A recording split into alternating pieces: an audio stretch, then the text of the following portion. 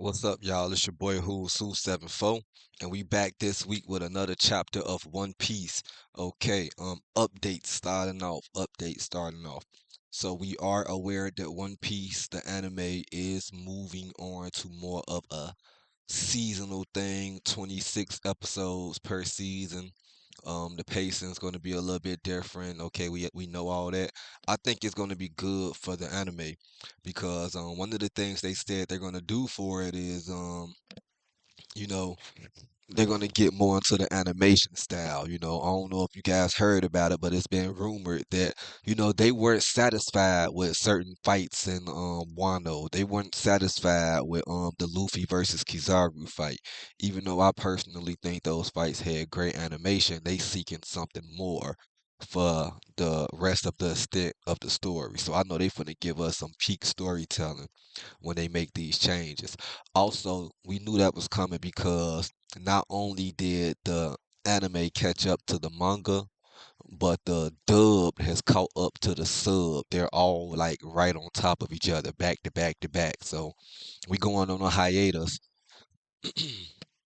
Anime wise, I believe we're going on a hiatus until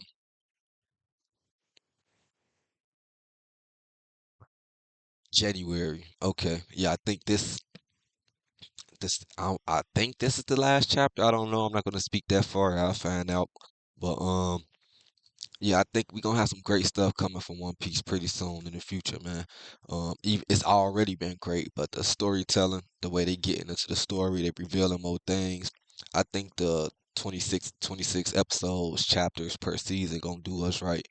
And I guess I could start getting into the anime reviews as well. We can watch the animations together. I guess that's something I want to start doing more for my channel. So yeah, we'll get into that, and it'll be easier for me to juggle once you get to seasonal because my life isn't that balanced as far as trying to get this stuff included and keep this stuff included. So I do it every week, every time the chapter come out, but I need to get until I'm more on a scheduled time pace, and I can like okay, I can definitely get on at this time every day and woo woo woo in the third.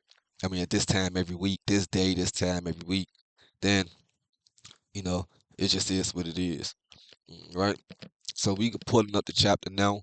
The week's chapter is called Davy's Blood, chapter 1164. Davy's Blood. Okay. Hope y'all got y'all blunt prepared. If y'all don't got one, y'all already know how it goes. Feel free to hit man when I put it up to the screen. So go ahead, sit back, relax, flame up, and review with me. All right. So this week we have a cover spread that is um old girl that be with Mihawk with the little bunny ghost, whatever her name is. Corona, yeah, that's her name. This it's a cover request by somebody named Shinomi Tomari, and it is Perona chasing a rabbit with a pocket watch. Another dumbass motherfucking request. Y'all be wasting our fucking time. You literally requested to have her chase a rabbit with a pocket watch on. With a pocket, I mean, you wanted some Alice in Wonderland type shit? Is that what you want to see?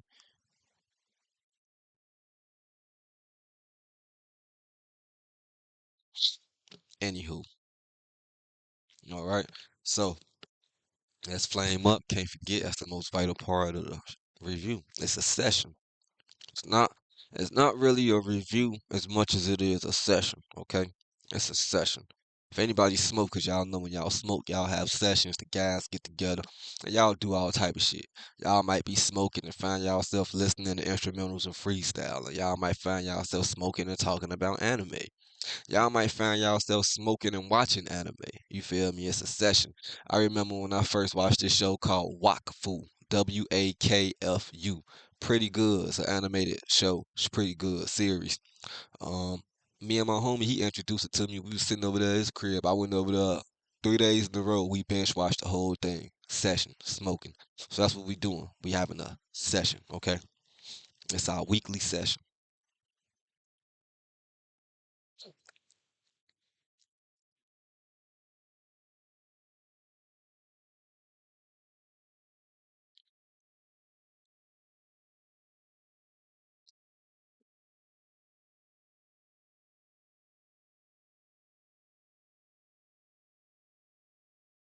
All right, T. All right. So we pick up where we left off. We see a panel of Rogers and Rocks, and it looks like we can see Big Mom in this panel. No, not Rocks. We see Whitebeard, Rogers, and Big Mom, and they're looking up as Rocks is impaled by a still looks like recovering Emu. So Emu hasn't recovered from the damage just yet. If we can even call that shit damage, let's be a buck.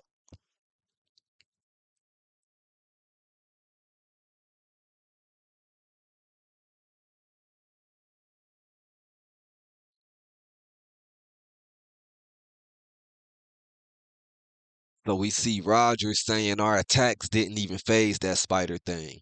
And Garp's just looking confused. So is Edward. Kaido has no reaction, and Big Mom is like, "What in the world?" And then Emu was saying, "How abstain? You shouldn't scoff at humans." And then Emu says, "How abstain?" Rock says, "You shouldn't scoff at humans, you beast." He's resisting the Domi reversing. Rocks with the fangs in his mouth is looking at Emu right in the eye and says, "Davy Jones. That's the name of the previous king of the world." So it's been confirmed. In the spoilers, it made it seem like Rocks was asking more of a question, but he's making a statement. It's not a question. Hit blunt. Davy Jones was the original king of the world.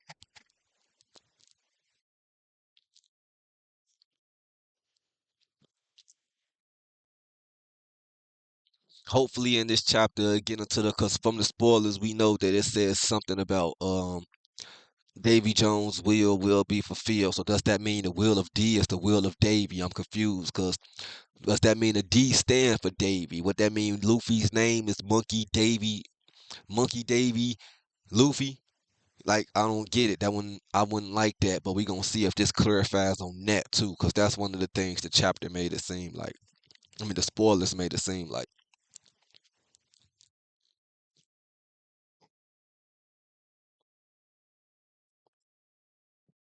So then, after Rock says that Davy Jones was the name of the previous world's king,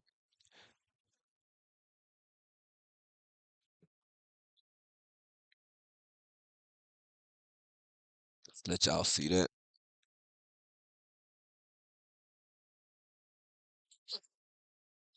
Emu then says, insolent fool, that wretch was never king, not for a single moment. Thou hast no place. He said, thou hast no place in the fate that bonds Moo and Davy. Thou hast no place in the fate that bounds Moo and Davy. So there's a fate that bounds Moo and Davy. I'm confused, and that kind of pissed Moo off because Emu was like, that insolent wretch was never king, not for a single moment. I think that's the most like emotional dialogue we ever got from motherfucking Emu.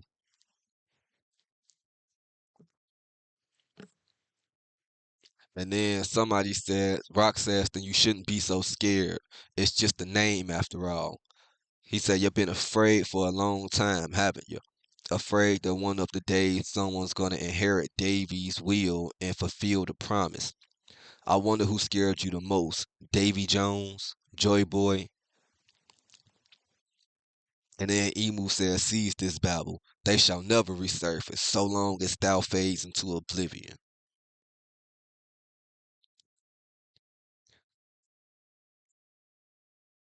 Hmm. Yeah, Rock's really pissing Emu off. Emu says, Davy, Mu has found the perfect soldier now, a certain nation of gentle and insolent giants. And then Rock says, giants, you bastard, stay away from Harold. He just wants peace. And then Emu says, "Indeed, this is an unprecedented opportunity. A sovereign, this pliable may never appear again." And then Rock says, "You little," as he starts giving in, his emotions getting roiled up, stirred up. So you can see him growing more fangs from the dummy reversing. You can see his pupils fading from his eyes. So it's really an emotional ploy that Emu playing with him, playing on him.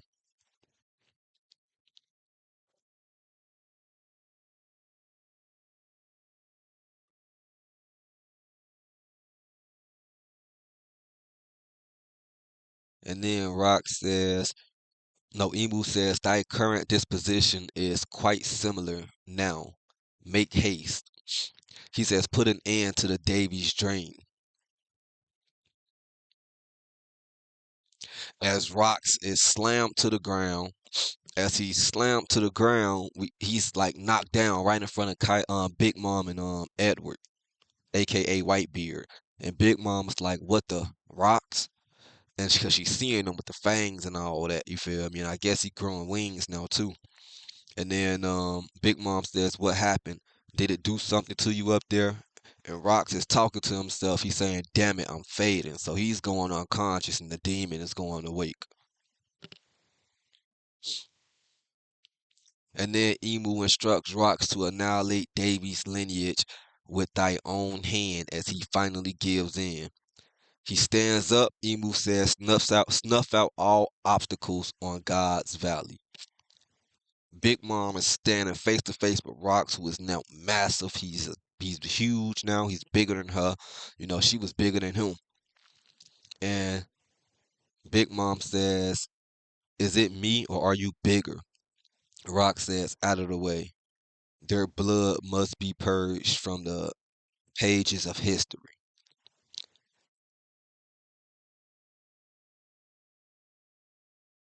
And he leaps forward, but as he leaps forward, Kaido jumps in to stop him, saying, "Rocks, what are you doing?" Rocks literally bitch smacked Kaido to his face to the side of a mountain. He ain't playing no games. He bitch smacked his ass. But Rocks did jump up to save Kaido did jump up to save Big Mom though.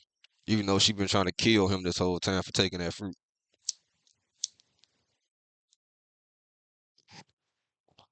He don't got no beef with you, Lin Lan. He just making you stand on what you said.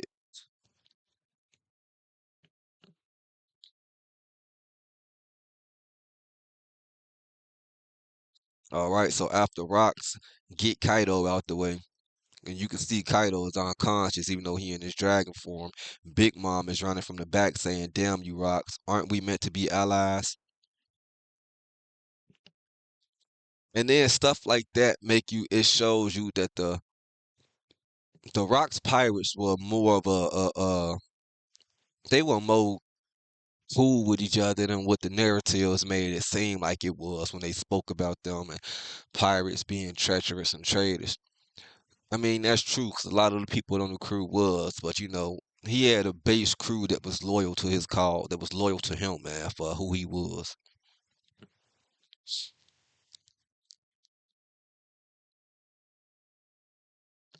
And then as Big Mom is attacking Rocks from the back, he turns around and counters her as well.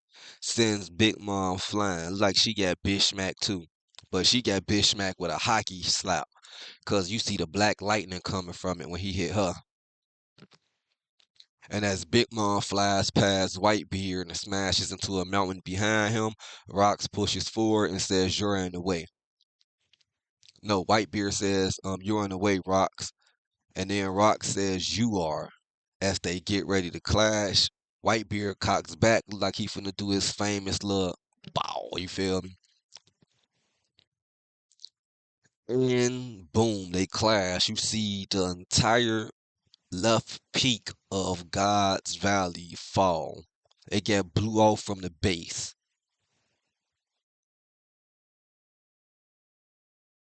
Yeah, that was a powerful attack because that was a big ass mountain peak.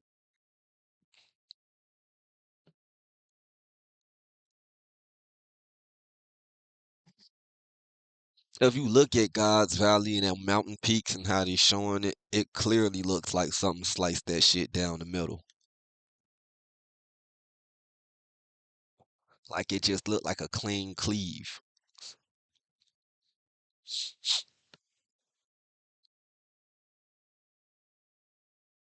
So then we don't see Whitebeard anymore. We just see rocks pushing forward. With everybody else, we seen how they got something flying. We seen them laying unconscious. Whitebeard just disappeared. I mean, so I know he got beat, but what happened to him? And then we cut to the outer island, all of the Navy warships on the sea, on the shores, on the coast. They seeing the mountain peak fall and all the they saying get away from the island. All ships pull back. The celestial dragons on the northeast coast. That was close. Who is responsible for this unforgivable act must be whoever's responsible for this unforgivable act must be punished. And then the Marine soldiers still trying to get their dumb ass on the ship. They're saying, everyone hurry, don't set sail without us. The celestial dragons are screaming, well, hurry up and get the fuck on the ship. They say, don't set sail without us or you'll be put to death. That's all they do is whine, cry, and threaten people. Get to safety. Instead of getting to safety, you standing around talking about what you gonna do to people.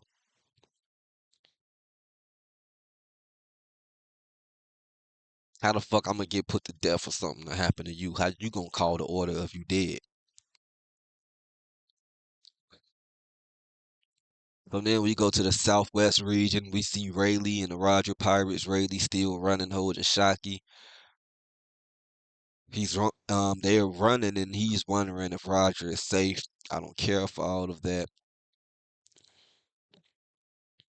So we cut over the dragon. Okay, let's see it. He's on the ground, crying, screaming. Damn it, I couldn't even save one tiny baby. Where did he go? Shanks hit that motherfucking replacement jutsu on his ass. Replaced itself with a motherfucking wooden tree stomp. That needs to be explained, because how the fuck you didn't notice? Shanks is already inside that damn treasure chest. And then we see Kuma and Ivankov. Ivankov is saying, wait, Kuma, give me a rest. It would be too risky to keep trying to save people. Give it a rest. And Kuma is still trying to save people. He said there might still be people out there. And then he looks and he said, oh, I found one. Who did he find? So then we cut over to Captain John. I thought he was KO. I knew he wasn't dead, but I thought he was KO'd after he motherfucking got hit by that booger bullet. He saying that damn Gonzu. And then we see Gonzu as he's screaming, Shiki, asshole, you'll never make it off this island alive. Y'all hear? Is Gonzo down? Is he Shiki put him down? Yeah, Shiki must have fucked him up because now we see Shiki running off with a treasure chest but flying off, saying no one gets to drop on me. So yeah, Gonzo tried to snake Shiki after he snaked Dan, Captain John, I mean. But Shiki didn't get gat apparently. He got the drop on him instead. So we cut back over to Rox, who is now right behind Eris and Teach. Domi reverses. She looks back and says to Beck. He looks and she starts crying, saying, so you lost. I'm sorry. It's our fault you faced that thing to save us, even though you weren't ready yet. And she's holding Teach. She's running with him. She's screaming, Teach. She says, we have no choice but to jump into the sea and swim. I won't let the Davy clan in here. We'll survive no matter what. And then we see somebody pointing a gun at them saying escapees spotted on the East Coast. And then Rox is right behind them from the back as soldiers are shooting at them from the front. And it looked like they in a real sticky situation because them Marine warships shooting at their ass. And right as that happened, Kuma leaps in and poof, puffed them away with his pawpaw fruit. Boom, the explosion goes off, but what happened to Kuma? Okay, Kuma gets himself out the way too. So he poofs them out the way and then poofs himself out the way before rock slashes and cannonballs make contact. W Kuma. So we know Eris is alive somewhere. Until it's confirmed that she's dead, I don't care about the fact that Whitebeard was an orphan. I don't believe that. That was probably part of his plan. Him and his mama probably set a plan up together. You feel me? This plan that Blackbeard had since he was a kid, the information he got, because if all the Davy clan is dead and him and his mama are the only ones that survive, who taught him about all the stuff that he knows in order for him to set up the plan that he got today to take the world? Who set him up for it? Hit Blunt? Gotta be his mama, so she gotta still be alive. She wasn't dead. He wasn't an orphan. He was probably living real bad, poor as hell. But yeah, that's my theory.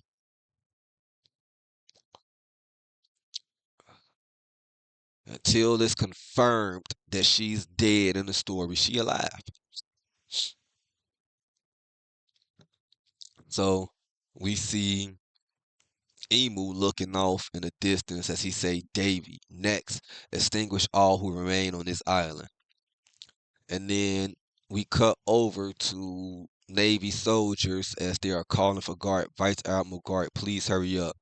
Garp says, "I told you to get the hell out of here. How long are you going to stick around?" And then we see Rogers going through the same thing with his crew. They're saying, "Rogers, where are you?" Rogers says, "I'm fine. Let me know when everyone's aboard." So that's just demonstrating that that Garp and Rogers are the same type of person, man. They saying, you feel me, y'all get the safety, y'all get there first, you feel me? I'm gonna keep all the attention here until y'all get where y'all gotta go.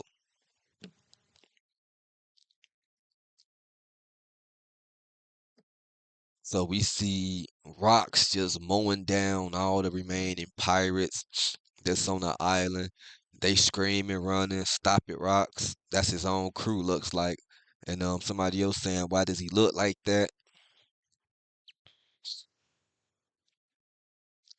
And then we see I'm sorry, but Garp and Rogers just some goons, especially Rogers. Garp got this little prepared, concerned look on his face, like, all right, what he about to do? Rogers just looking like, like, really? I gotta go through this, like, and then we see Rock's just standing over them. He towering over them, and they just standing there looking at him, unfazed. Garp says, "What the hell have you turned into?" Roger says, "I won't let you go after my crew."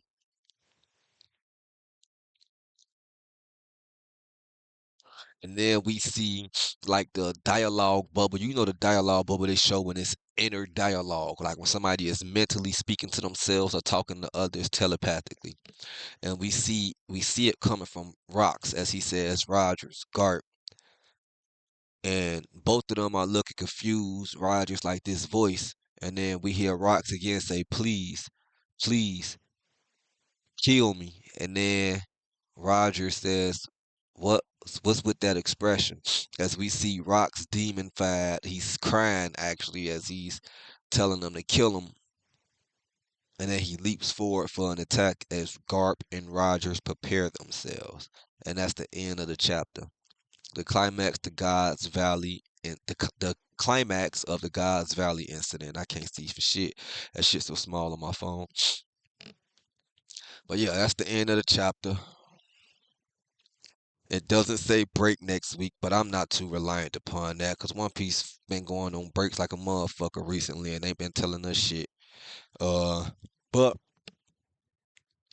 yeah, I said Rocks was gonna get Domi Reversed because I didn't think that Sengoku was lying. I just knew he was not giving all the information, but I knew he was lying. I knew he wasn't lying about Rocks and Rogers teaming up. Garp and Rogers teaming up to fight Rocks.